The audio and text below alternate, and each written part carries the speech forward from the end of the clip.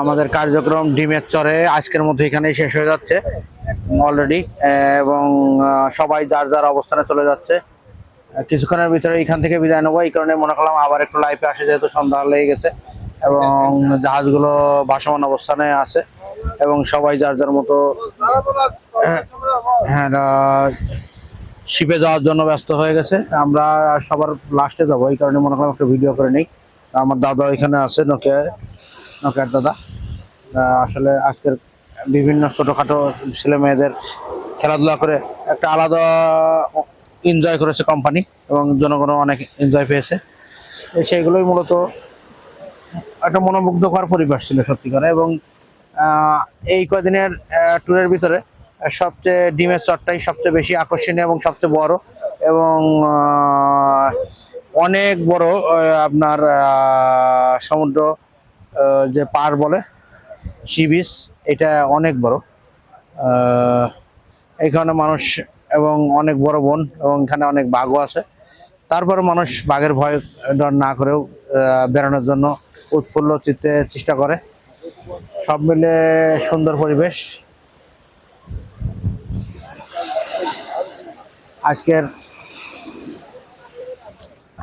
কার্যক্রম সম্পর্কে আমার দাদার কাছ থেকে কিছু অনুমতি নেব, যে আসলে আজকের কার্যক্রম কিরকম হলো, শেষ সাক্ষাৎকার আমার দাদার কাছে। আজকের কার্যক্রম অনেক সুন্দর হয়েছে। এখানে কয়েকটা ইভেন্টের ব্যবস্থা ছিল, বাস্কেটবল, তারপরে চকলেট দৌড় বাচ্চাদের জন্য, এবং প্রত্যেকেই গিফট পাইছে।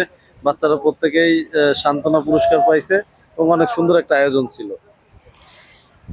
যাই হোক, আজকের অনুষ্ঠানটা আসলেই খুব সার্থকতা হয়েছে এবং সুন্দর লেগেছে, এবং সাথে নদী মানে সাগরের যে ঢেউটা, এটা খুবই আকর্ষণীয় এবং চমৎকার ছিল। আমার কাছে খুব ভালো লেগেছে সাগরের পাড়টা, এবং হ্যাঁ আসলে আসলে বাড়ি যেতে মন চায় না।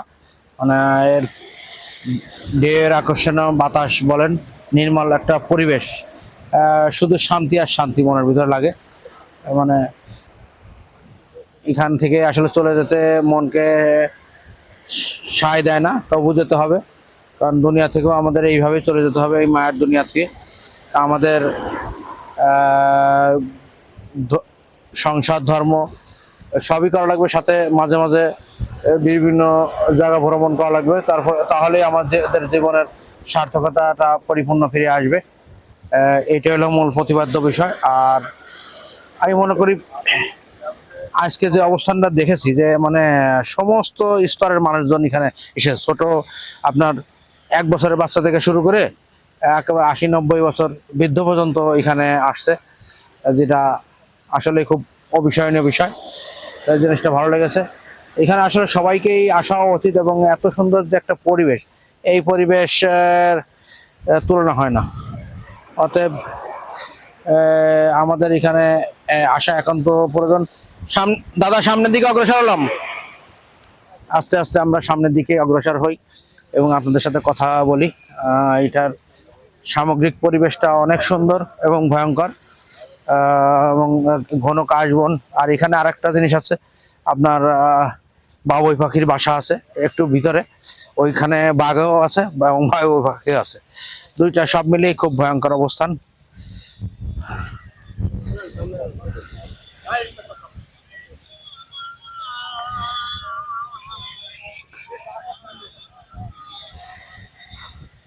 সব মিলিয়ে পরিবেশটা অনেক সুন্দর ছিল। এই ইভেন্টটা আসলেই খুব চমৎকার ছিল। 3 দিনের একটা ইভেন্ট, এটা আসলে মানে কেউ যদি না আসে এই ইভেন্টের সম্পর্কে বুঝতে পারবে না।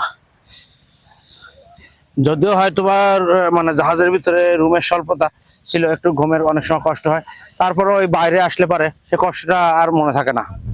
আর আজকে 2 দিনে আমরা যা হেঁটেছি তা আসলে বাড়িতে থাকলে জীবনও হাঁটা হয় না। মিনিমাম